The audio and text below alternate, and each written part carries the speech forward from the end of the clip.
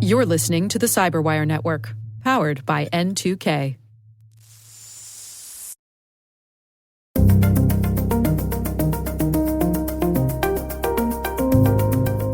This is the reality. If it's a technology, it's a well-liked technology, and people are actually looking at it from a security issue, vulnerabilities are going to be found. Hello, everyone, and welcome to the Cyberwire's Hacking Humans podcast, where each week we look behind the social engineering scams, the phishing schemes, and criminal exploits that are making headlines and taking a heavy toll on organizations around the world. I'm Dave Bittner from the Cyberwire, and joining me is Joe Kerrigan from the Johns Hopkins University Information Security Institute. Hello, Joe. Hi, Dave. Got some good stories to share this week, and later in the show, Carol Theriault returns. She's discussing IoT security with Daryl Hyland from Rapid7. All right, Joe, let's jump right into our stories this week. Why don't you start things off for us? Dave, I don't have a story from the news today. I have a story from my own personal life today. Okay. These are some of my favorite ones to do. Yeah. Last week, after we recorded this wonderful podcast that we do, Hacking Humans, at some point in time, I went down to my mailbox and I opened it up, and there were some packages in my mailbox for me. We're talking about your physical U.S. Postal Service mailbox. U.S. Postal Service mailbox at my home. Okay. And I want to show you what came in the mail for me. Oh. You see that? Right. Yeah, What's I see inside that. You're here? holding up. It's a thing that says, "These checks are yours." Oh, and they're Right. checks, like They're bank checks. Actual Yeah. checks. And if you look here, you will see. Let's see. Yeah. Let's get one open here. This is this is great podcasting, Dave. Yeah, oh yeah, just a scintillating radio. Yeah. Right there. Okay. My Mhm. name, my Yep. address, Right. but someone else's phone number. Hmm. And also came another set of checks and this debit card right here. Oh, okay. So this is all from TD Bank, Yeah. and I don't do business with TD Bank. I use, and not that I have anything against TD Bank. Right. They are not my bank, right? Right. So Yeah. I was surprised to receive these things in the mail. I'm like, this is odd. Sure. So I what called kind TD. of what kind of spending spree did you go on, Joe? That's right. Unfortunately, Dave, these checks all have my name and actual address on them, so I didn't Okay. do anything. Okay. They might call the wrong number, but when the Secret Service shows up to my house, they're going to have the right address. Yeah. Yeah. So I didn't do anything. The first thing I did was I called TD Bank and I said, hi, I'm Joe Kerrigan, and apparently I have an account with you, and here's the account number because it's printed on the bottom of the checks. And they Right. were like, yeah, this doesn't really look right. I'm like, it isn't right. I didn't open these accounts, and I need you to tell me right now what kind of transactions have happened on this account. And the guy on the phone said, I can't tell you that. You're going to have to go to one of our branches and present an ID in order to have that information. Okay. So a quick Google search found that there's one in Laurel, Maryland. So into my car I hopped and drove quickly down to Laurel, Maryland. Fish-tailed out of the driveway. Down to the TD Bank where I talked to some lovely people in the TD Bank who are great. Everybody Yeah. was fantastic. Right. And I walk in and I say, somebody has opened this account and I need to know all the activity. Because my biggest concern, Dave, is that next year, at some point in time in the future, banks have to report all of the transactions that go on in accounts in your name to the IRS. Right? Okay. Yep. So I'm not sure if that's actually been officially passed yet or not, or if that is a requirement, but it has to happen, or it's going to happen at some point in time in the future. So my concern is that somebody is using this new account that they opened in my name to launder money or to move money around. And at the end of next year, I'm going to get a statement from TD Bank that says you moved $150,000 for this account. And I'm going to be like, well, this is a new headache for me. Yeah. But I went down to the bank and they said what happened was the account was opened online, right? Mm-hmm. And it was somebody put $5 into one of the accounts and then moved that $5 to another account. And at some point in time, the next day after it was opened, TD Bank flagged it as a fraudulent account and froze the accounts. Oh, okay. I also received 2 letters in the mail that said, your account balances are at or close to zero or might be overdrawn, please call us, which was interesting, I thought. So I think that's just something that is a result of them freezing the accounts. Right.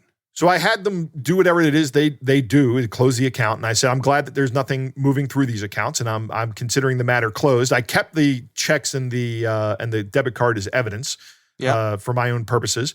And now here's the interesting thing, Dave. This year I signed up for, as one of my benefits at Hopkins, they offer identity theft protection. Ah, okay. Right? And I had 2 weeks ago, I'd gotten a letter in the mail that says, hi, this is your identity theft provider. You should log in and create an account. And I'm like, I'll get to that. Okay.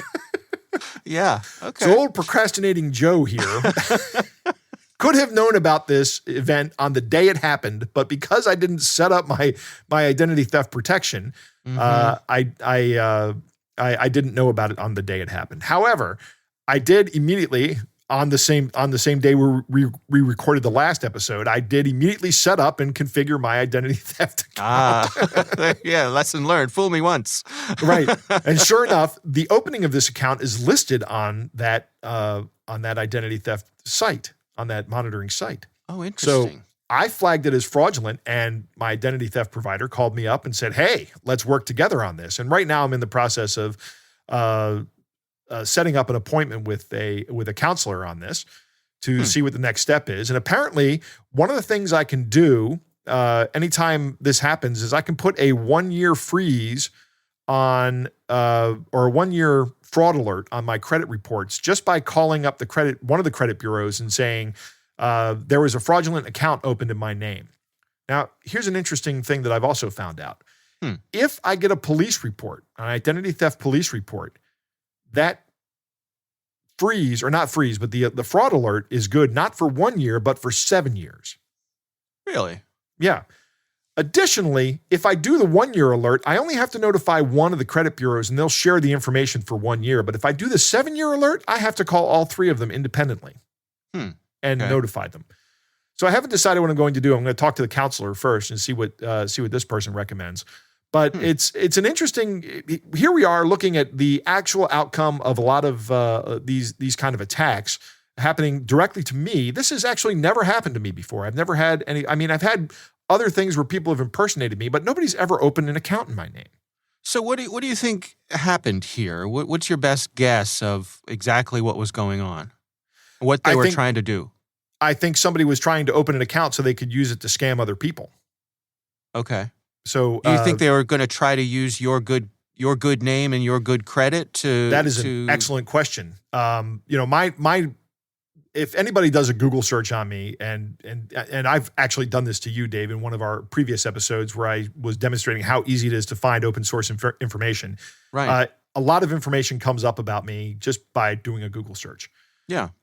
And the information that was used to open this account, a lot of times, I don't know what social security number they used to open it. They wouldn't tell me. But it may not have been my social security number, but it is definitely not my phone number. Now, there's a no small part of me that wants to call this phone number and see who answers. Oh, yeah. I'm shocked you haven't done it yet. Well, here's what I thought about doing. I have a friend that lives in Virginia, which is a single-party consent state, and I want him to call and ask for me and record the phone call and see what happens. All right. Well, coming up on our next episode of Hacking Humans. So, I recommend getting identity theft insurance or, identity theft protection from. You found religion, Joe. You found religion. I'm a convert, Dave. Right. When it happens to me, it matters. That's right. Well, I think I've demonstrated that I hate when this happens to anybody. But this has been an interesting thing. And, my biggest concern is the reporting that would have been done to the IRS on my behalf, where I would have had to explain large amounts of money moving through an account I didn't create but was opened in my name. That was my biggest security concern here. Well, and tip of the hat to the folks at TD Bank for handling everything as well as I think it could be handled. Yeah, they did it very quickly. But also, this is a time suck for you, right? I mean, it is. I lost the afternoon to it. Yeah. Yep. Yeah. Now there have been other cases of identity theft where people have lost months. One of the stories last week we had where a woman was scammed out of a bunch of money that took them 6 months to get that money back, or most of that money back. So I got off easy. Yeah. Yeah. All right. Well, I mean, it's a lot of good information there. So it sounds like all's well that ends well, but keep us posted on how it develops. I will. Next week, I'll give you an update on what happens when I meet with the counselor. You can right. all follow as Joe's identity theft turns. Real-time story. Right. All right. Well, my story this week actually comes from an email that I got from, oddly enough, the PR department at TikTok. Now, Joe, I'm not on TikTok. Are you on TikTok? Absolutely not, Dave. Why do I want to be on TikTok? So I have never been lured in to create a TikTok account or anything like that, but certainly lots of people are.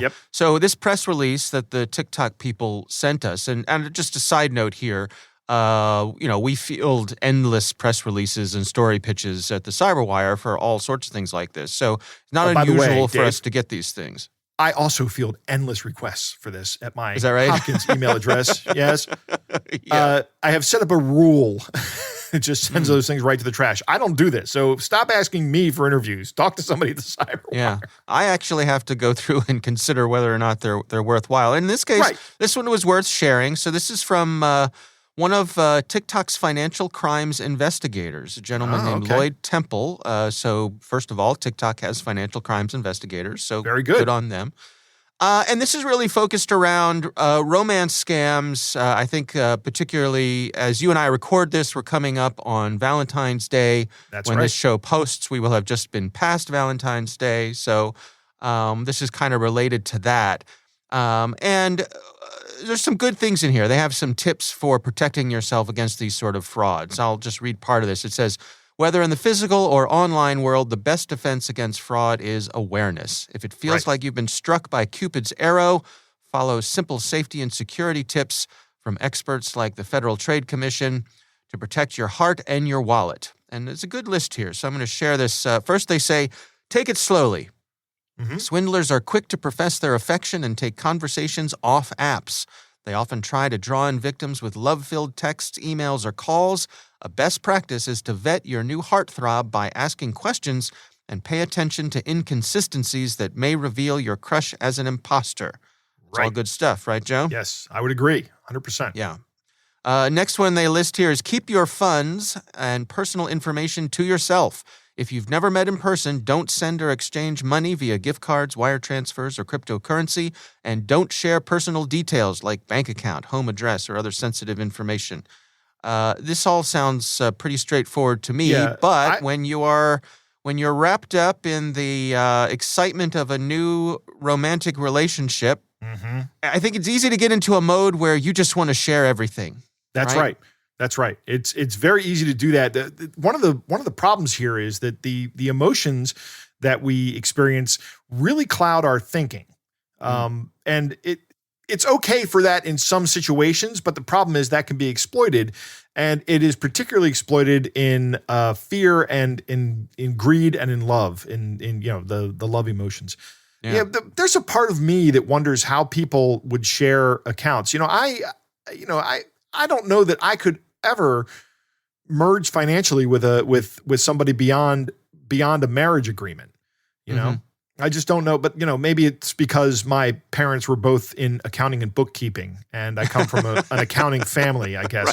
Right. But and a lot of people don't come from those kind of families, right? I mean, most people don't. Not very many people are accountants, but it's something that I grew up with, so I don't know that it seems completely foreign to me. Somebody goes, hey, let's open a joint bank account. No, you and I aren't married. I'm not opening a joint bank account with you.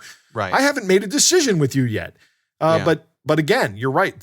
Once you start getting that the endorphin rush, whenever you talk to somebody and they start telling you nice and pleasing things, you're essentially putty in their hands. And it can be very, very dangerous. The next one they list here, they say, don't play games. Tools like images.google.com, which is Google's reverse image search tool. Right. They can help conduct a reverse image search on someone's online profile photo. If results show the same photo on another site but with a different name attached, a scammer may have stolen it. For sweet emails or text messages that sound too good to be true, copy and paste the text into a search engine to see if others have already encountered this potential fraudster. I think this is a great point here. Crooks tend to be lazy. So yes. They're going for the low-hanging fruit. That's right. So there's chances are they're doing a lot of copying and pasting of both the images and the text that they're sending around. So that's a real quick way to check and to short circuit this kind of stuff. It's an excellent point. This is a numbers game for these guys, so they really don't have time to craft individual responses for everybody. So this is going to, now you and I were talking before the show about a LinkedIn request I got, and I thought it looked suspicious. And right before, as we were getting ready to record, dear listener, what I did was I did an image search on the profile picture and found, because it's an attractive woman trying to connect with me. And of course, immediately I'm like, that doesn't make any sense. That doesn't make any exactly. We don't have anything in common here. I think it's just because obviously that your wife is so stunningly beautiful that how could any woman possibly compare to that, right, Joe? Right. That he's got to have something going on, that guy. But the search came up and it was a model for a dress. That was just they took the head of this. You can find sites selling dresses with this picture, and they took the headshot from the model. It's a full body shot. They just cropped out the rest of the body and put it as the headshot on LinkedIn. So I'm like, I'm ignoring this. In fact, I'm even going to report that account. Yeah. Well, and the last one they have here, they say, listen to your heart, follow your head. If something seems amiss, cut off all contact immediately. Fraud, scams, and bad business practices can be reported to the Federal Trade Commission, the FBI's IC3, their Internet Crime Complaint Center, and the IRS has a taxpayer guide to identity theft. And of course, TikTok has a safety center as well, so you can report stuff there. So I have to say I was a little surprised that this is solid stuff here. Maybe I shouldn't be so skeptical of TikTok in the future. I don't know. Well, I mean, they have to take their platform seriously, right? Yeah. Because it is their business model and they need to be out there protecting their users. And if people are getting scammed relentlessly on TikTok, that's not going to end well for them. So this is in their business interest to do this. Yeah, absolutely. But, still, I'm probably not going to create a TikTok account because of this, because there's other reasons I don't like this company. Not the least of which, as I've said many times, social media is bad for you. And this is just another social media account. I will add one additional thing that isn't mentioned here, and that is listen to your friends and family. A lot of times people are told, I think you're being scammed. You need to be receptive to that even if you're in the middle of the throes of a romantic relationship, right? That when somebody says, I think you're being scammed, you need to stop right there and go, okay, hold on. Why does my son, daughter, wife, or not wife, that would be very bad. So there's a bad. So why is my son, daughter? Why is my wife so against this romantic relationship I'm having? It just doesn't make sense to me. Right. Why is my son, daughter, brother, sister, good friend I've known for 40 years? Why are they telling me this is a scam? It's not because they're jealous, right? It's really not. It might be because they're genuinely concerned. It probably is because they're genuinely concerned. Yeah. Right.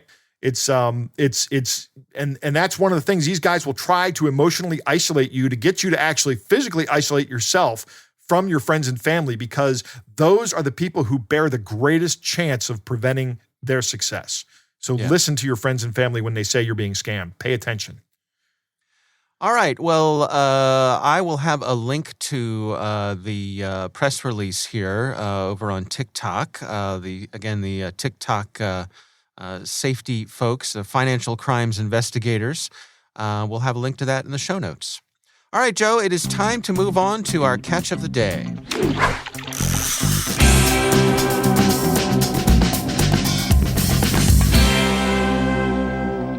Dave, our catch of the day comes from a listener named John who writes, Hi, guys. One of my friends on Facebook was being hassled by a scammer using a cloned account of a mutual friend, trying to convince my friend to click on a link. I asked my friend if they could convince the scammer to give me an email address so I could play too. She got a phone number and eventually an email address. So now it's my turn using a disposable email address. My aim was to get their Bitcoin wallet address, which I did. And I took a copy of that wallet statement, which he attached and sent along. And I posted every email on Facebook for my friends to have a laugh along with me. He has a question. Should I report this to the authorities? If so, who and how? It depends on what country you're in, John. But if you're in the U.S., I'd report it to the Internet Crimes Complaint Center. I would also definitely report the profile to Facebook as a fraudulent profile. Send along the evidence that you have, including the scams, the screenshots that you sent along. But John was actually kind enough to put this into a PDF for us, the entire email chain. So, All Dave, right. as usual, why don't you play the part of the scammer and I will play the part of John. All right, here we go. So John opens up. He says, "Hello, my friend passed me your email address. Apparently I might qualify for a grant. Please, can you tell me more? Thank you, John." It's my pleasure to have my name. My name is Gene Smith, the online claiming agent in charge of the ongoing United Nations Democracy Fund grant. I would like to enlighten you more about this program. Can we proceed? Hello, yes, please. Thank you. UNDEF grant program, which is an empowerment of the United Nations to promote international monetary, facilitate international trade, foster sustainable economic growth, make resources available to members experiencing balance of payment difficulties around the world.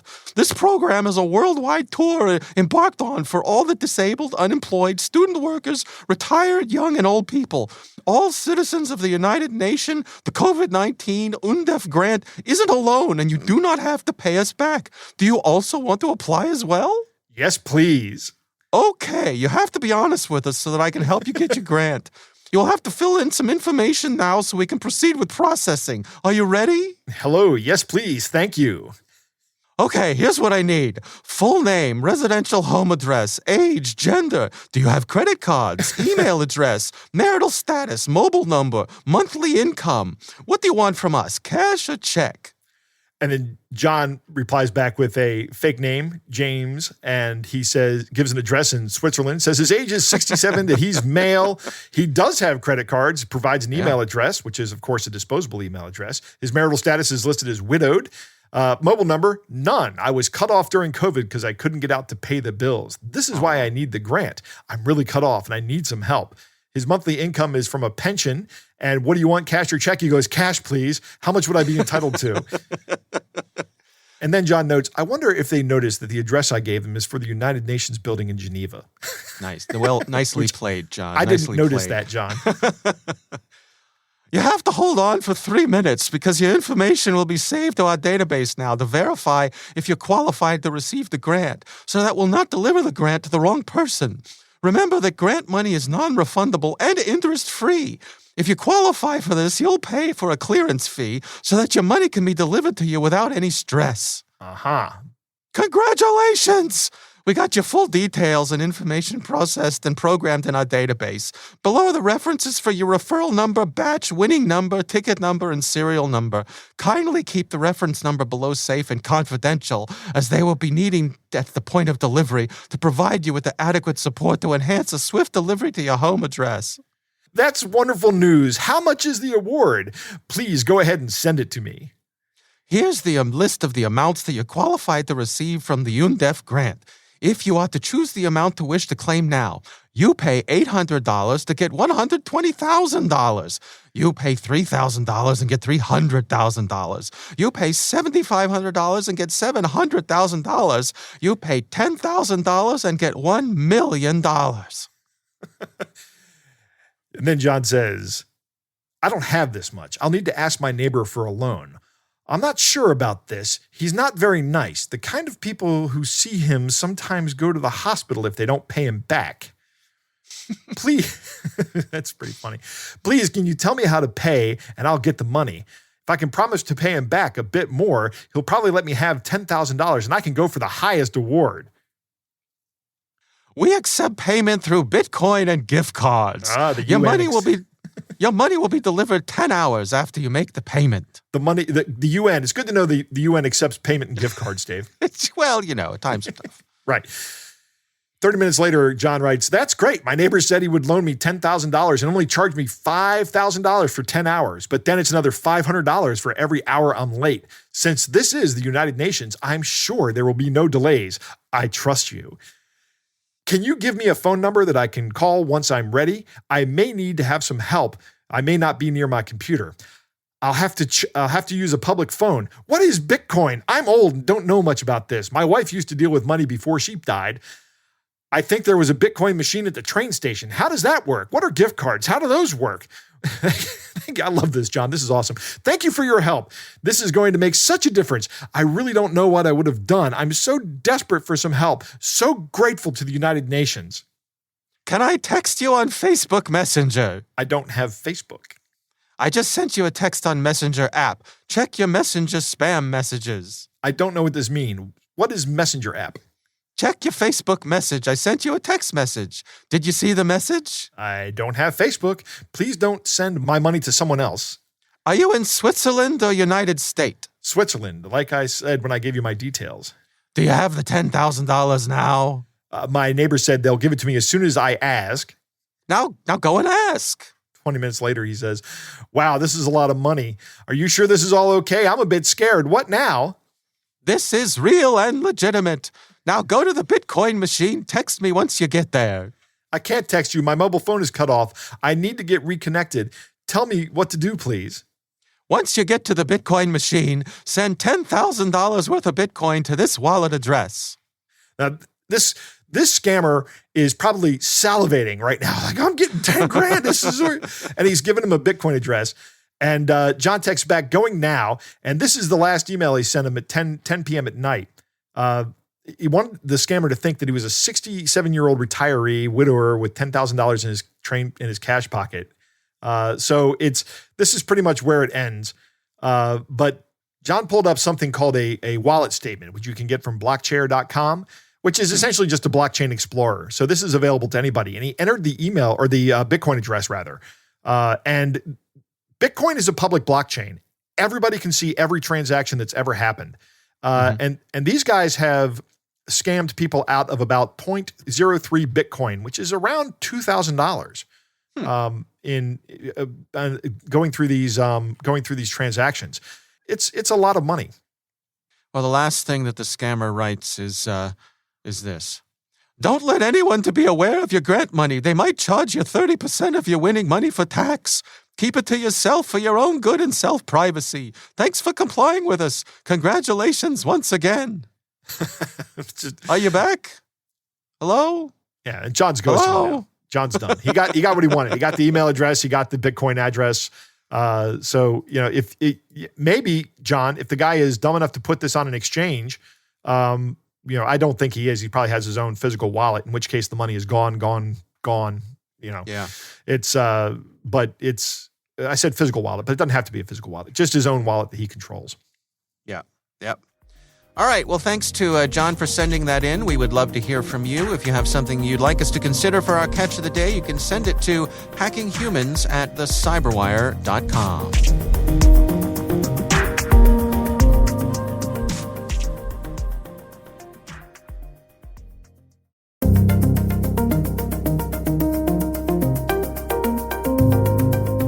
All right, Joe, always great when we can welcome Carol Theriault back to the show. And this week she has a conversation with Daryl Hyland.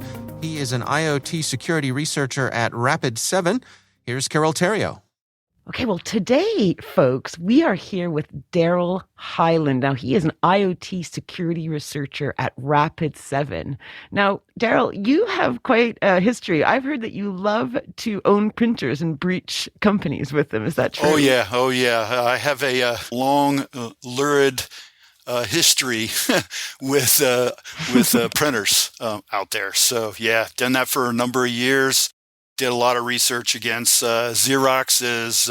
We did some research for across all the printers, and I think there was one we call a passback attack where you can leverage the LDAP that's configured on multifunction printers and just request it to do an LDAP lookup and have it point to you, and you can get the Active Directory credentials in clear text. So a lot of that's used by pen testers now. So yeah, that was something we did years ago. It's amazing that it still works. Now, these days, you are doing a lot of IoT research, and I really wanted to speak with you about this. Like, there's just so many smart devices getting pushed out every single day, like from vacuums to fridges to, toys. And I wanted to know from your experience, are they mostly secure? Am I panicking for nothing, or should we be concerned about this stuff? I'd like to say, yeah, they're all secure, but the truth is no. They're not secure. A number of them are not. I am seeing a definite increase with companies that have a brand name they want to protect are paying more attention to actually security, and they're getting their devices tested before they go to market. Or when a company acquires another company, they're like, hey, let's test this equipment before we put our brand name on it.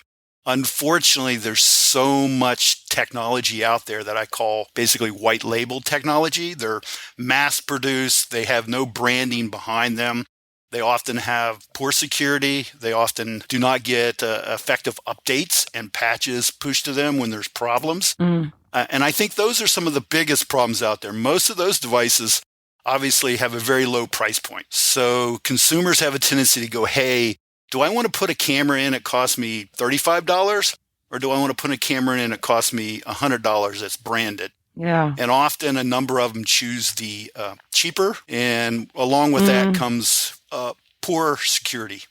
Do you often see products like IoT devices maybe available on something like Amazon or some kind of site like that where the name has been faked, so perhaps they have a legitimate, reputable name on the outside, but it's actually a knockoff? I personally have not experienced that. Okay, that's good. If you haven't seen it, it gives me some hope. But that doesn't mean it doesn't exist out there. Obviously, counterfeiting things have been a big thing over the years. I mean, people are counterfeiting chips that are actually used in devices. So why not counterfeit the actual IoT devices? But personally, I have not seen it or experienced it or engaged anyone that has come across it yet.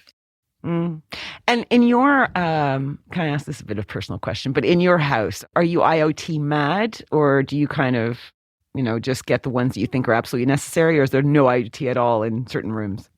Obviously, there's certain types of IoT that I don't bring inside the house, and that would be camera devices.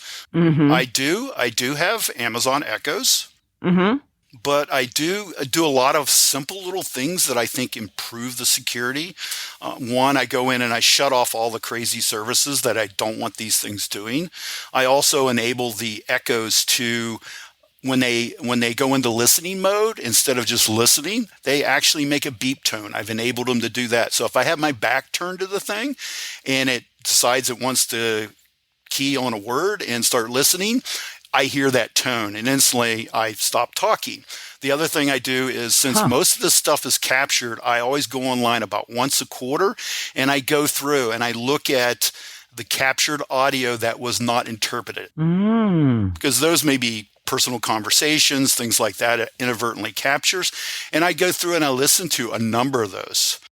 And then I purge everything that's more than 90 days old that's on there. So that's really good advice. I was going to ask you, what are your biggest areas of concern for home users with all these devices? But you may have already touched on a few of them. Yeah, typically I get concerned when I hear people putting cameras into internal to the house.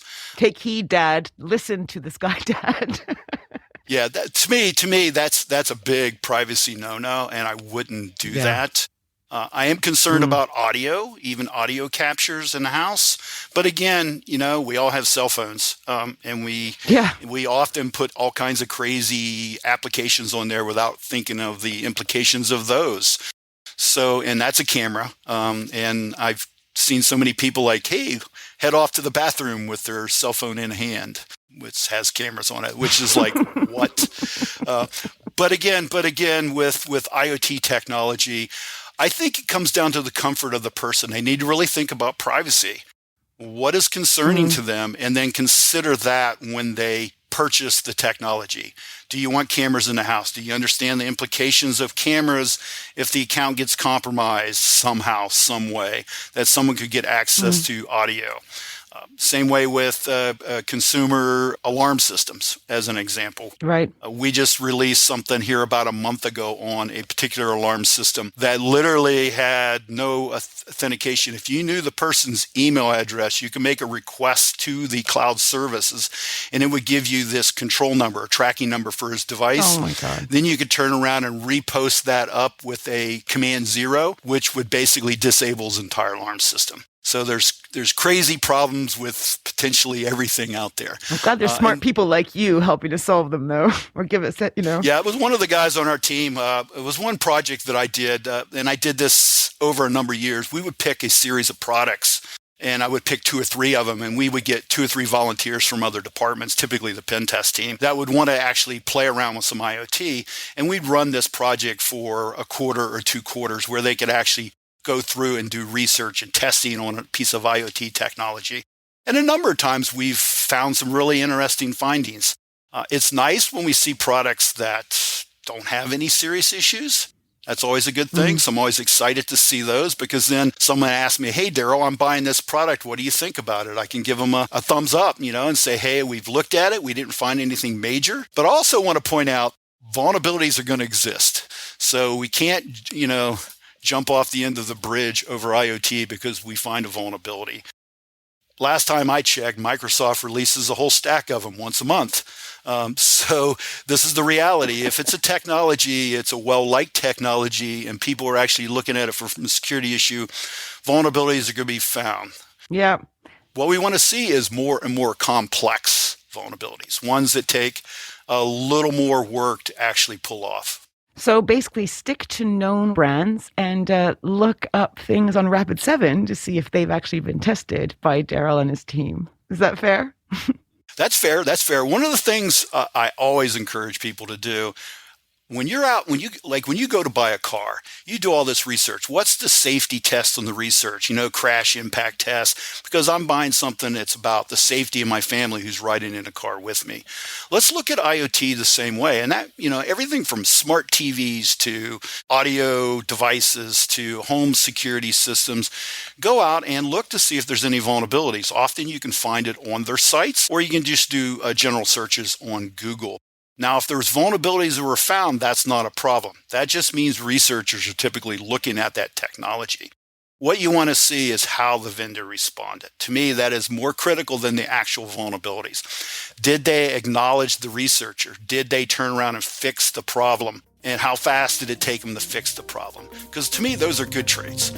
A vulnerability is pushed to them, they acknowledge it, a week later it's fixed. That's a product I want to buy because they seem to care about their security. Daryl Hyland, IoT security researcher at Rapid7. Thank you so much for talking to us. Thank you very much.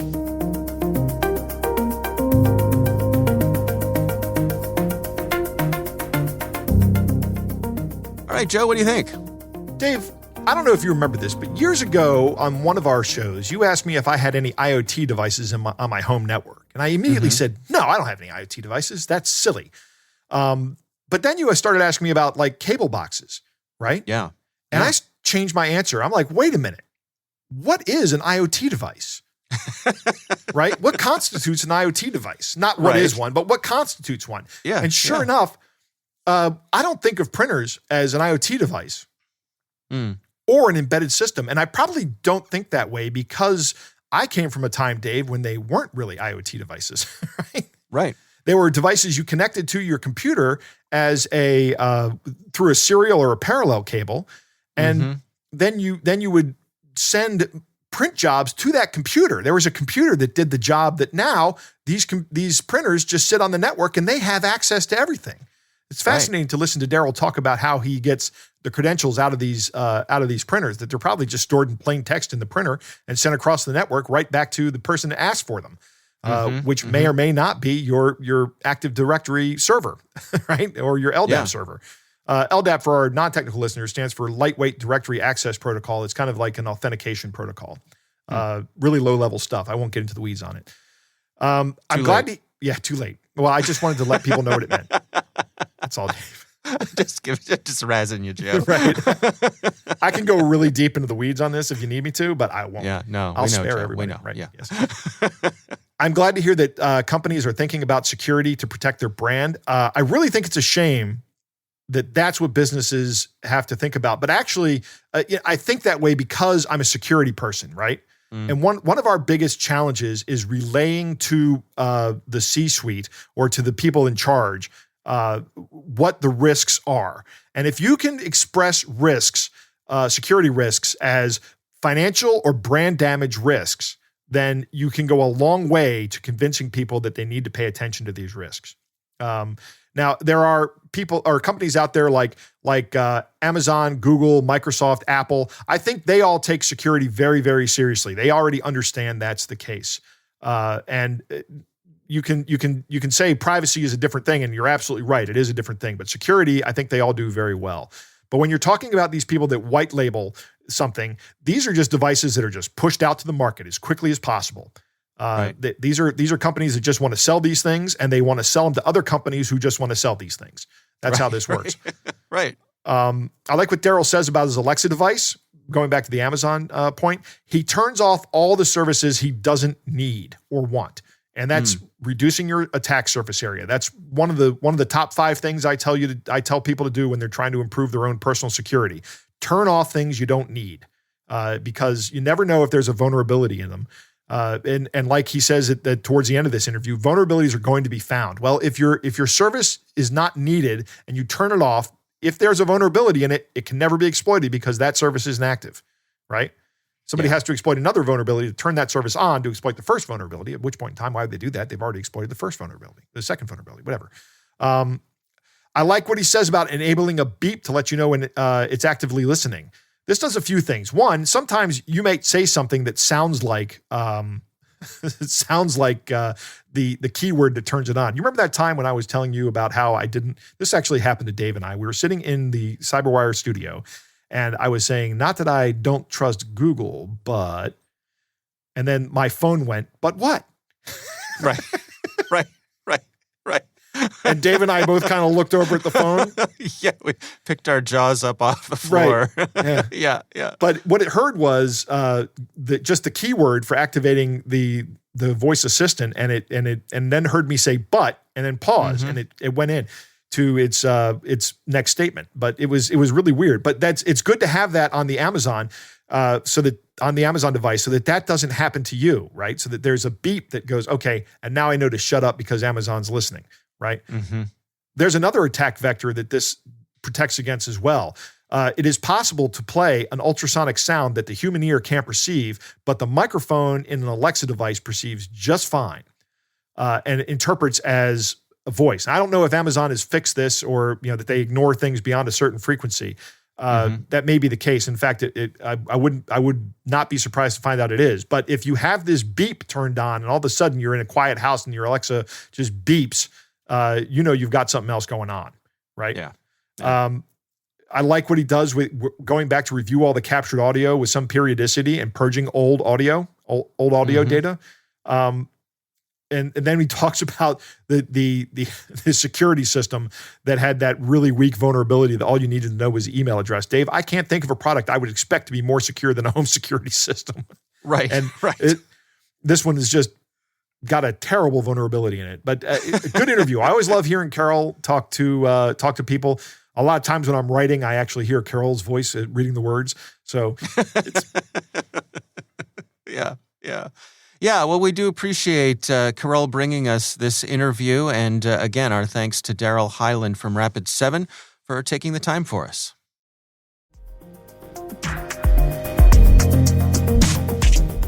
All right, that is our show. We want to thank all of you for listening. We want to thank the Johns Hopkins University Information Security Institute for their participation. You can learn more at isi.jhu.edu. The Hacking Humans podcast is proudly produced in Maryland at the startup studios of Data Tribe, where they're co-building the next generation of cybersecurity teams and technologies. Our senior producer is Jennifer Iben. Our executive editor is Peter Kilpie. I'm Dave Bittner. And I'm Joe Kerrigan. Thanks for listening.